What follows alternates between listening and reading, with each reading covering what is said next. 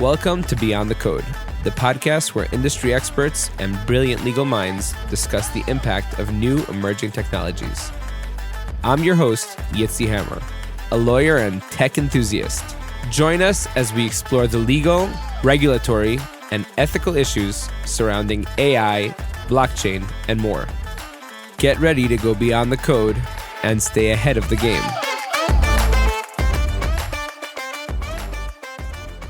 Welcome back to another episode of Beyond the Code. Today on Beyond the Code, we have Ariel Givner of Givner Law PLC. Welcome to the pod and tell us about yourself. Yeah, thank you so much for having me. I am an attorney in the cryptocurrency sphere. I've been on my own now for about 3 years. I went to Villanova Law School, graduated, did a clerkship, worked in private practice for, I want to say about 4 or 5 years. Pandemic hit, worked from home a little bit, went back to the office, was presented with an offer to kind of help take over a local law firm that was closing down. So I jumped on that, kind of helped them take over. It was a family law firm, so very much not what I'm familiar with. Totally hated it. Nobody wins in family law except the attorneys sometimes, but most of them are emotionally sad. And so then I really just combined my hobby and my job and created cryptocurrency trading. And then What? Yeah. So all right. Your hobby was cryptocurrency trading. Let's get into it. Let's go right for the weeds here. So during the pandemic, we were all working from home, and I moved back in with my parents because I had lived by myself in Philadelphia, and I didn't want to be alone. For everything was shut down. Not having social interaction is very bad for me, and so I moved home. My brother moved home. He's 7 years younger than me, so it was a full house. And don't get me wrong, it was really nice actually, having us all back together. But he came to me one day and he was like, "Hey, my friend made $100." I was like, "Cool, doing what?" And he said, "Trading Zoom stock." I was like, "Huh, okay, cool." So then I started doing some research, joined Twitter, and joined a trading group on financial Twitter. What year was this? 2019. 2019. Okay. Like late to the game? A little bit. Known as FinTwit. And I ended up becoming really good at trading stocks. I got very good at it. And I ended up in this FinTwit group, and I was teaching people how to trade. I'm not trying to, I don't do it anymore, but I was pretty good at it because a lot of it is, technical analysis, is drawing equations, and my OCD was very good at it, drawing lines and trend lines, things like that. So then we ended up going back to the office, and I was not in any sort of part. I was just an associate. Like, I was pretty low level. I had no control over my schedule. And my favorite time, I was trying to balance trading equities with working. And my favorite time to trade was the opening bell. And every time they scheduled the call or something, I'd say, "Hey, can you push it back like a half an hour?" And they'd say, "Well, no." And I'm like, "But please." And they're like, "No." And you're like, "Screw that, I quit." Essentially, yes, kind of. And so I worked with, so the firm was medical malpractice, was not at all what I wanted to do. I focused on intellectual property in law school, but I met the attorneys when I was clerking, and I fell in love with them. They were incredible.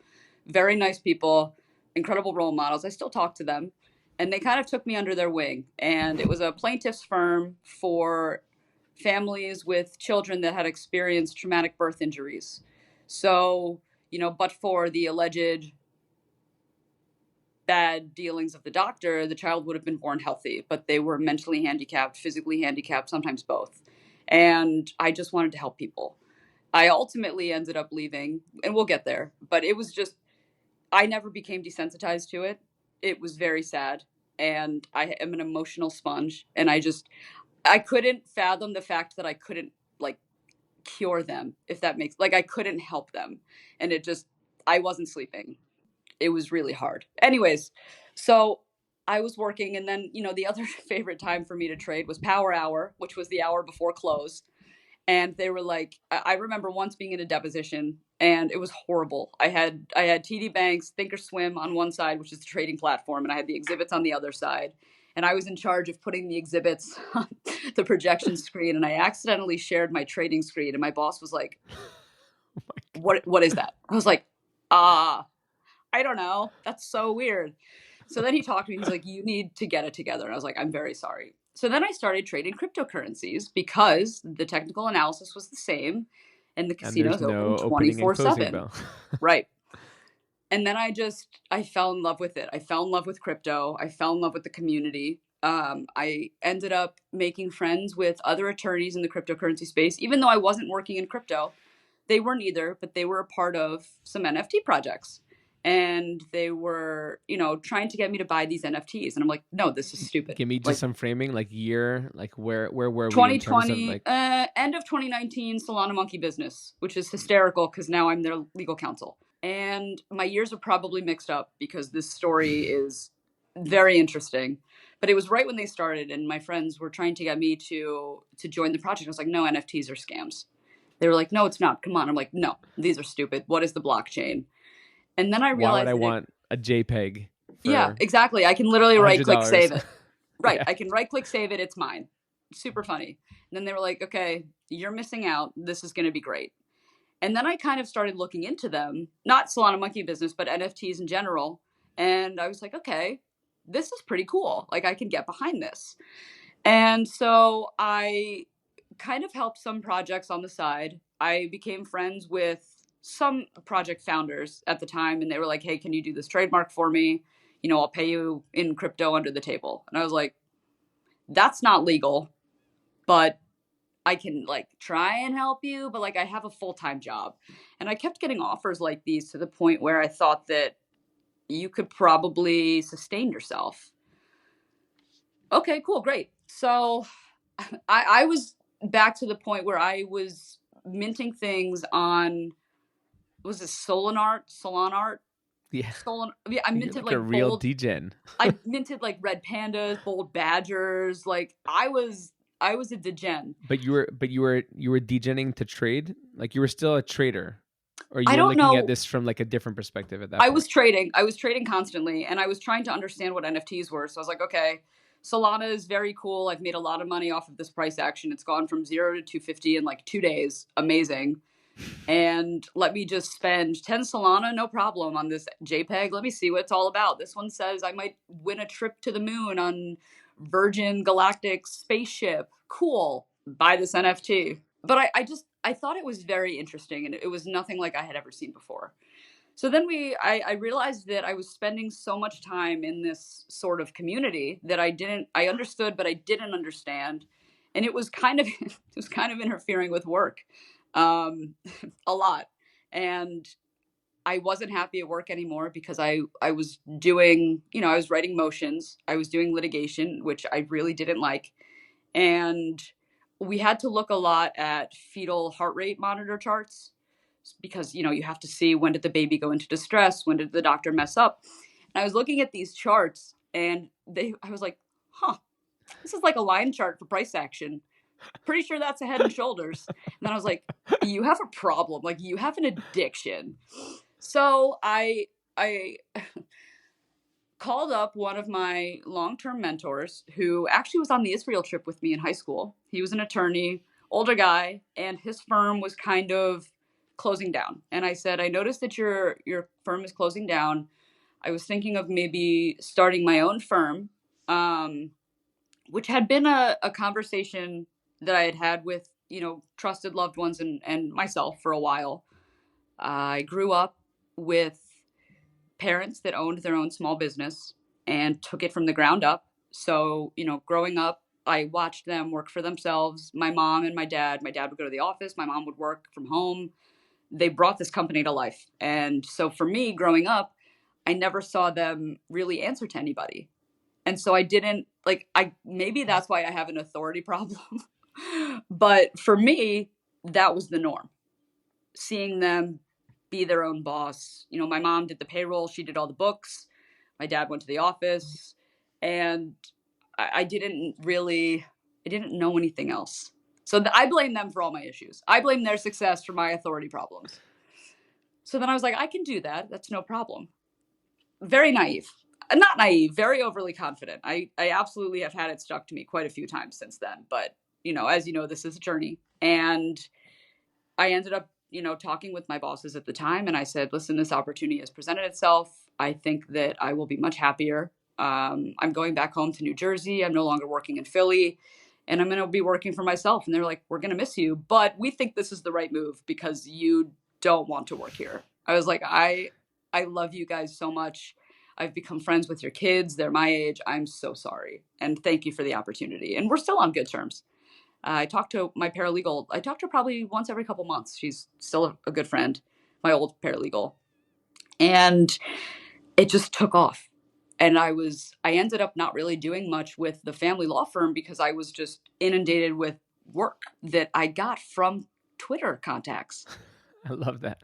It happened very organically. And I think, whenever I tell this story to people, they get a little confused as to, well, how did you even end up on Twitter? And it started from trading stocks. So half of my followers still follow me because they think I'm going to post stock information or, talk about why I took this trade, which I don't talk about anymore because my Twitter is an outlet for my work. And, I post more legal things. Sometimes I post Gen things. It's been a very hard transition. And, it was my personal Twitter and now it's kind of my personal plus work. I realize I can't tweet obscene things anymore at people like, what are you doing? You're stupid. You're a fraud. Like, I do it in a more sophisticated manner now. But I want to say that, my tweet focus and my theme has really shifted from a scalper trading low float stocks to an attorney in cryptocurrency. You probably have a lot of questions. I was not expecting that. Most people aren't. It's stock trading to crypto trading to Twitter to law. But it's yeah, my brain moves very quickly. My ADHD is very, I want to say bad, but it's also been a blessing in that I am constantly moving. And as you can see from shifting to stocks to crypto to now working in NFTs, the cryptocurrency sphere and crypto law has given me the place where, in my opinion, that, ADHD issue is put to rest because there are so many moving pieces. And I'm constantly reading things, constantly looking at changes and keeping up with so many different facets that I don't feel the need to, bounce around. My brain is just super satisfied by this quickly moving atmosphere. And I am in love with it. I totally share those sentiments. It's definitely like a much more fun environment to be working in. Tech is cool as it is, and this is even cooler, but I could definitely see that coming from like reading fetal charts to which I really just never wanted to do, but I love helping people. And it's, I'm an empath. My parents call me an emotional sponge, and it was really hard. I never thought I'd see myself there. I avoided everything litigation in law school. I was full IP track. I wrote my thesis on, civil rights issues in intellectual property, and it focused on fast fashion. If you ever want to do a follow-up podcast on fast fashion, I'm your girl. It's a really big problem that people do not talk about enough. It's a huge problem. It's a huge problem. Like I find myself throwing out all of my wardrobe like on like a, every few months because like nothing is made to last anymore. It drives me it's not. It's insane. not. And so that's really what brought me into IP in law. I feel like law school and undergrad, everybody goes into undergrad. So actually IP wasn't such a bad place to start because if you ended up at NFTs, I mean, forget the trading and crypto in the middle, but like NFTs are a highly IP driven industry. And I guess fashion law, like where was that in the mix? Yeah. So when I was in law school, I went in thinking I wanted to be a criminal law attorney. I wanted to be a big bad DA. I wanted to prosecute criminals. And then I realized how much I just didn't like litigation. So I was kind of looking for my path in law school. You know how they kind of force you to specialize because, it's like going to med school. You can't be a doctor of everything. You really have to pick. And I didn't know. I had a Twitter in law school, and it was just, I just have always loved fashion. Despite my appearance right now, I love fashion. I love the designs. I love the Met in New York. I love everything about clothes. And I didn't know that I could really go into some area with my future work that focused on clothing. And so one day I was perusing Twitter and I saw this account called The Fashion Law. And it was very interesting.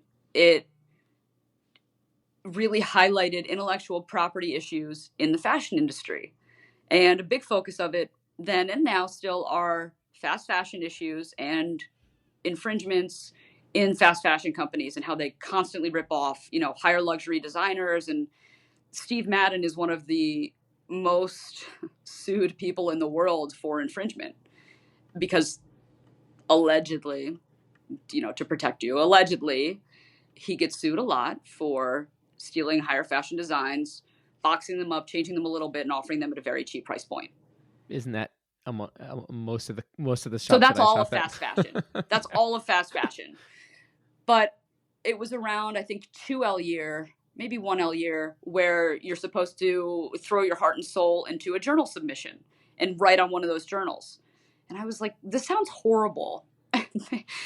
And my advisors were pretty much like, okay, well, you need to try. Otherwise, firms aren't going to hire you. And I was like, this is bullshit. Sorry for my language.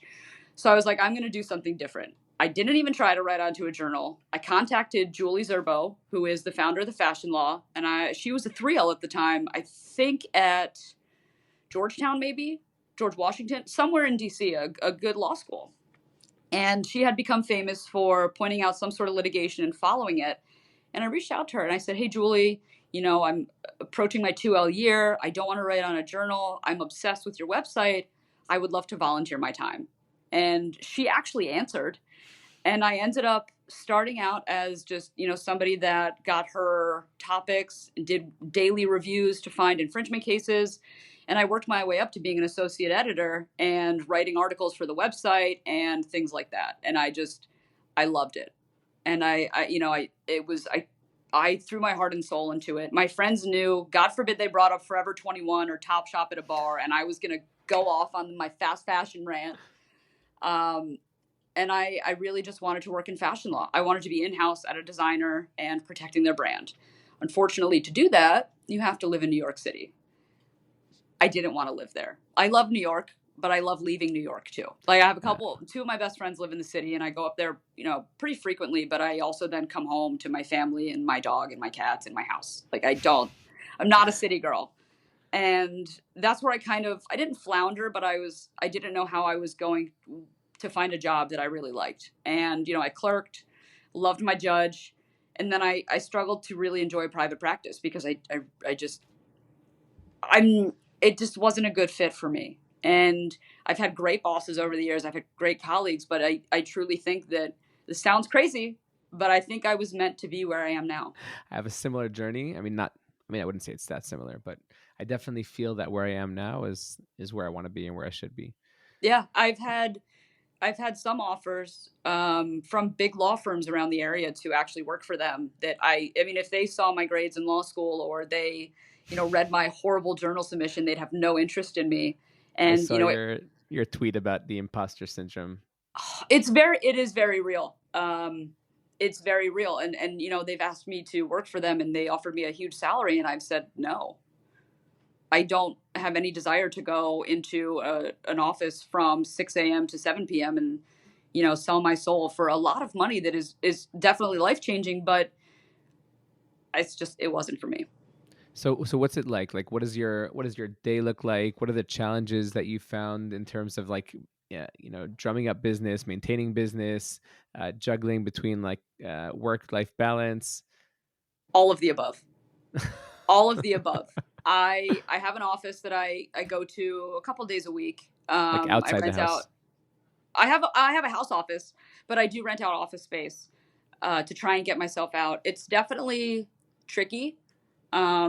Fortunately, because I don't do litigation, a lot of the times my deadlines are self-set or, I have to get somebody something by a certain day. So it's no different for me as if it's due tomorrow, if I work on it this morning, it's 6 a.m. to, 9. and then my day is free. Or if I, work on a traditional hours, it's very good for me because sometimes my brain does work better at night. It's very strange, but it is a struggle, I think, to maintain that balance, in that when it's nice out and somebody calls me to play tennis at noon and I'm like, absolutely, see you there.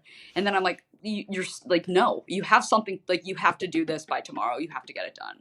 And I'm getting better at saying no to things, but it's also very hard. In that same vein, I struggle constantly with work boundaries. So if I get a DM at like 9 p.m. at night, or a Telegram message at 8 p.m. and they're like, hey, can we talk to you about this potential job?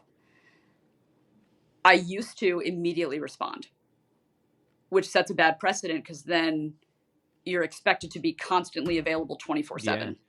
So now I'm doing better at, like, I received one Saturday at 8 p.m. and it was about potentially working with somebody. I didn't answer till Monday morning. So it was hard. Like I had to like, it was very hard. So I'm trying to be a little bit better in that because I don't want to be laying in bed 8:30 on my phone. My brain's moving. I feel like if you're a 9 to 5 lawyer, then like you're just like the other, like what sets you aside, I think. I mean, what sets me aside is my ability to make my own time. Yep. And to be responsive and to give like a greater level of detail to clients than I would be if I was in like a larger firm. So absolutely. And I keep joking that I quit my 9 to 5 to work 24/7. But you know what?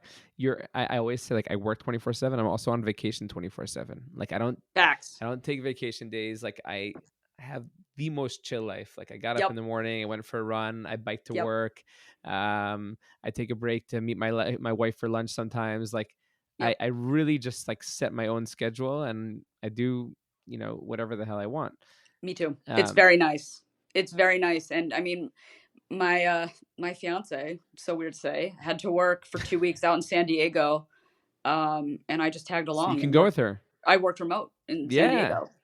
Amazing. I wouldn't and be you able don't have to ask anybody's permission. You don't have to like clock it as vacation days. Like working on the fly. Went skiing in Switzerland, opened up my computer at the top of the slopes and did some work. It was phenomenal. It was phenomenal. It's a dream of mine someday. I love to ski, so I want to make it there. Get someday. On a plane. Like it's I would never be able to do those kind of things if I was still working at a large firm. Like exactly. The work-life balance as my own boss. Like I can go on vacation and I could continue working at the same time, but I could just be doing my own thing. So absolutely. And I really I want to give a shout out to my mom, who will listen to this because she listens to everything I do when I speak.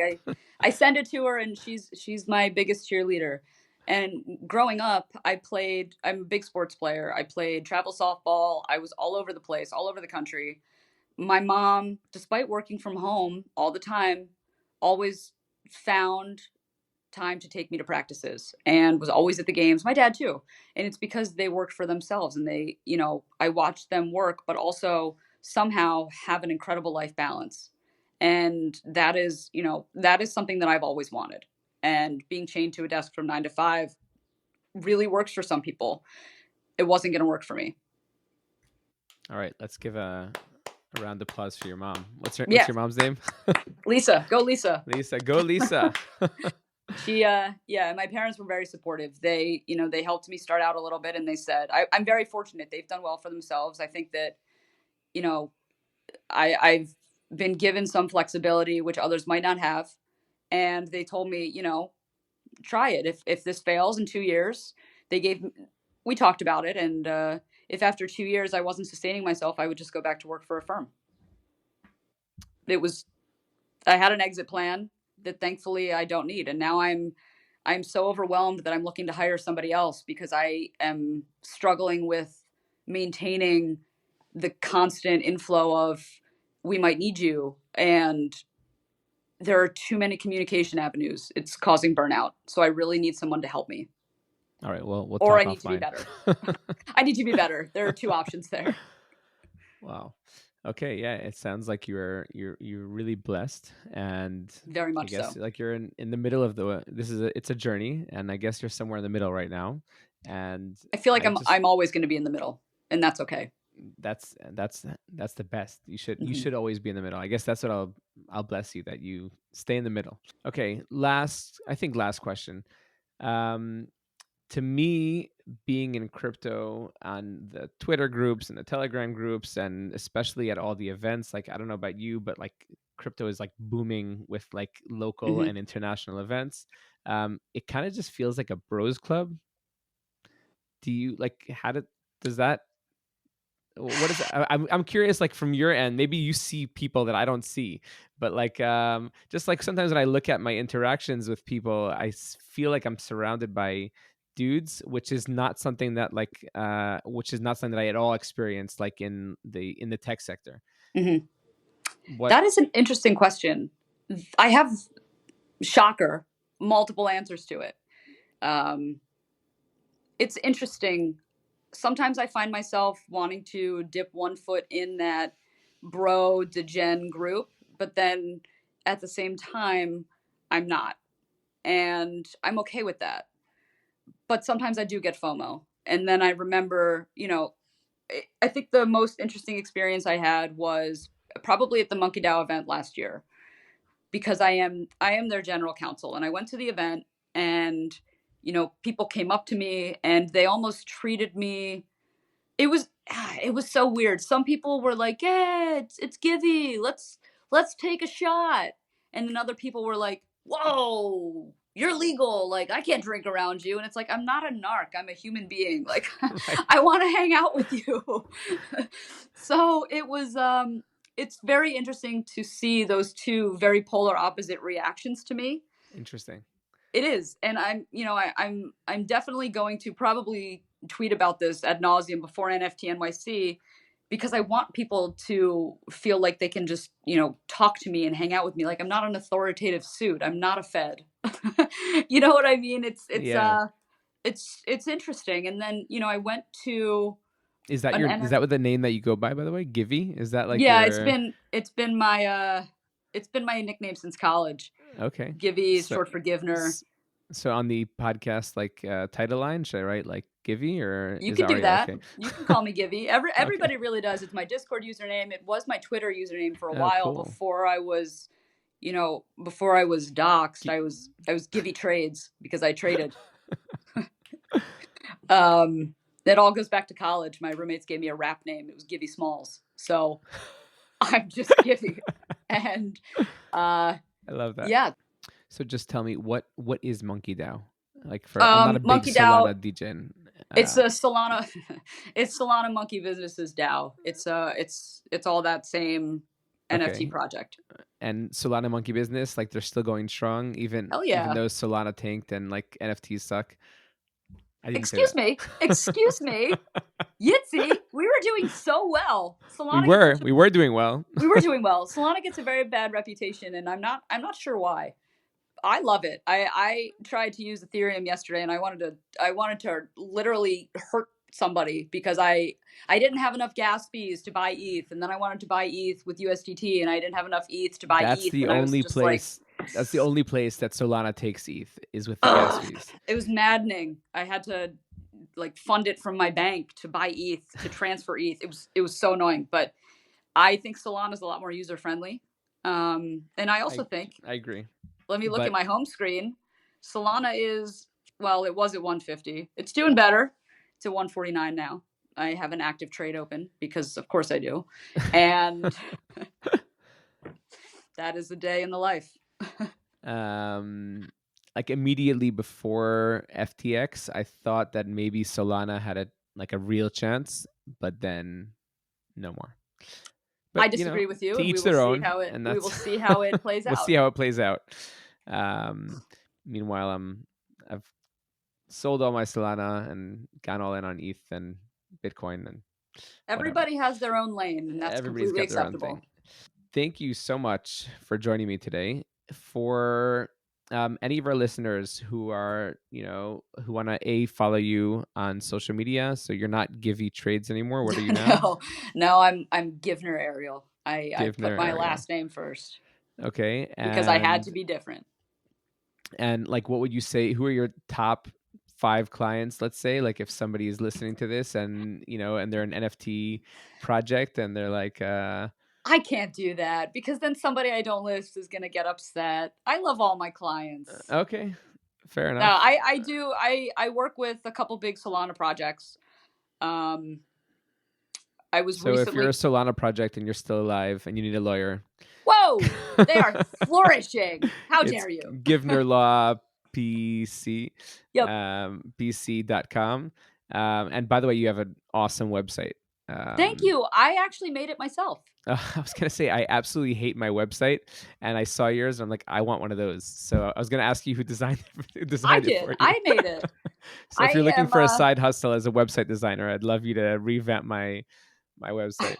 I am a control freak through and through. And the one thing I hated in private practice, just a quick segue, when I was at my old firm and I noticed there was a mistake to my bio, it took them 2 weeks to get to their website editor. Oh, I had the same thing. And get it fixed. And I was like, I don't understand what the problem is. Like, just call them. And so I told myself, I was like, never again. I want complete control. So I did it. I actually have to update it. I hired a Solana artist to make me some new graphics for the clients that I have represented on there. And Webflow makes it very easy. Webflow is very intuitive, and it I mean, I can even show you after this. I have no problem helping you. I love it. I'm actively looking for new people to make websites for as a hobby. It is very fun. Oh, you found one? Yeah, I literally went on your website and I was like, I love everything about this. I love the colors. I love the flow. I did take note on some glitches, which we could discuss after. There are a few. I have to. Aesthetically, it's very as pleasing. We speak.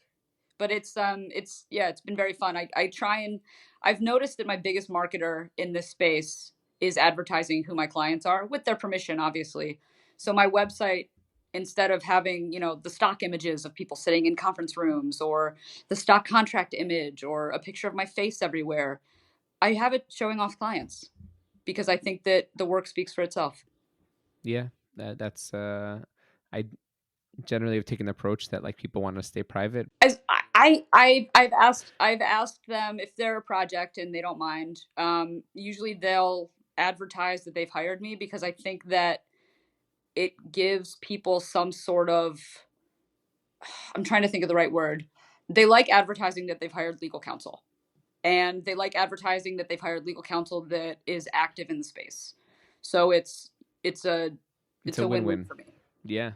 When are you coming back to Israel? Oh my God, hopefully soon. I hope it to be in the next year or two. It's beautiful there, and I actually got sick when I was there because I was in high school. I was a very picky eater, and the only thing I enjoyed eating it was some fruit, and I existed solely on a fruit for a week there. Persimmon? And I'm trying. No, they're bigger. They're like a bigger grapefruit. Oh, if you say it, I will know. Yeah, I know. Pumela. Yes. They're so good. They're really hard to peel, but once you get them, they're amazing. It was the only thing I ate for a week. When I was in high school, it was the beginning of the second Intifada, and so they didn't allow any of the Arab workers to come into Israel. So my friend, who family owned acres and acres of pomelo fields, had nobody to pick the fruits. So our class went to his family's farm and we picked them. Oh, how cool. And we just spent the whole day sitting in the shade, in between picking, eating a ton of pomelas. They're so good. They're delicious, but I could see you getting sick if you eat too many. Thank you. Thank you for having me. Anytime you want me to come back, just let me know. Oh, I will. Thank you for listening to Beyond the Code. If you enjoyed this episode, make sure to subscribe, share with your friends, and to tune in again next week for more fun and insightful conversation.